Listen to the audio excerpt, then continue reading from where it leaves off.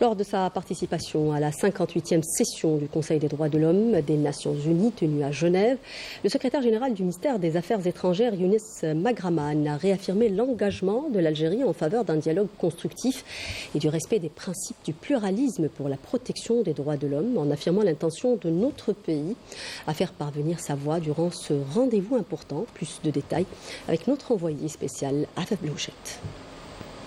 À Genève, lors de la conférence de haut niveau sur le désarmement, l'Algérie s'est exprimée avec force pour rappeler l'urgence de redynamiser les efforts internationaux en matière de désarmement nucléaire. Engagée de longue date dans la promotion de la paix et de la sécurité internationale, la diplomatie algérienne plaide pour une relance des discussions au sein des Nations Unies.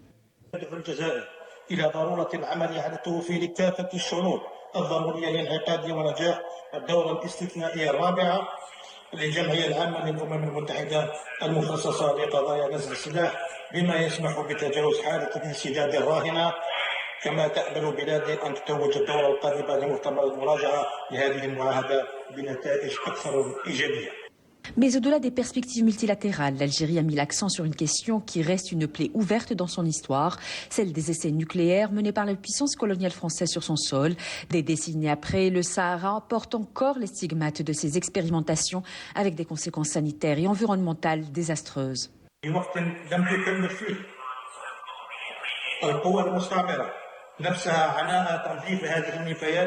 الناتجة عن هذه التجارب ناهيك عن التعتيم الذي تمارسه من خلال الامتناع عن تقديم أي معلومات دقيقة عن أماكن إجرائها أو حدود تأثيرها.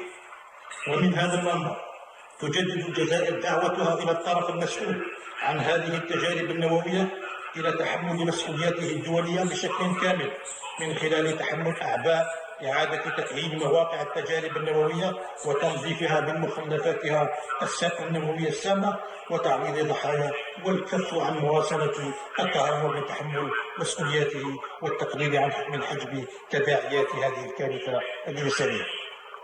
Un autre combat porté par l'Algérie, l'éradication totale des mines antipersonnelles héritées de l'occupation coloniale. Fidèle à ses engagements internationaux, Alger a mené à bien son programme de déminage et plaide aujourd'hui pour l'universalisation de la Convention sur l'interdiction de ces armes.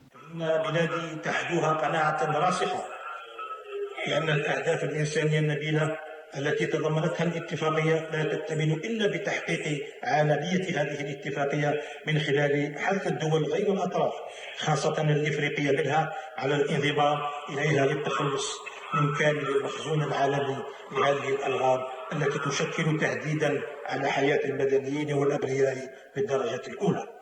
Dans un contexte international marqué par la résurgence des tensions et des conflits, l'Algérie a rappelé que le recours à la force ne saurait être une solution viable. Elle appelle au retour à la diplomatie et condamne fermement les agressions militaires menaçant la paix mondiale et particulièrement à Gaza.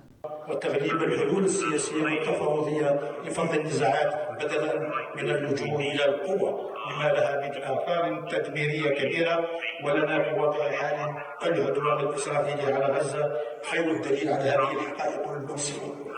Mais au-delà des enjeux liés au désarmement, l'Algérie poursuit son engagement dans les grandes instances multilatérales. Ce matin, la délégation algérienne, conduite par le secrétaire général du ministère des Affaires étrangères, Younes Magraman, a pris part à la 58e session du Conseil des droits de l'homme des Nations Unies, qui se tient à Genève jusqu'au 4 avril.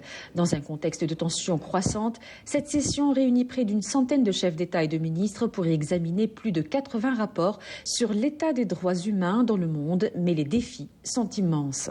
En marge de ces travaux, le secrétaire général des Affaires étrangères a eu plusieurs rencontres bilatérales, notamment avec Yuri Pimentel, vice-ministre vénézuélien aux Affaires africaines, et Nicolas Stojanovic, secrétaire d'État auprès du ministre des Affaires étrangères serbe.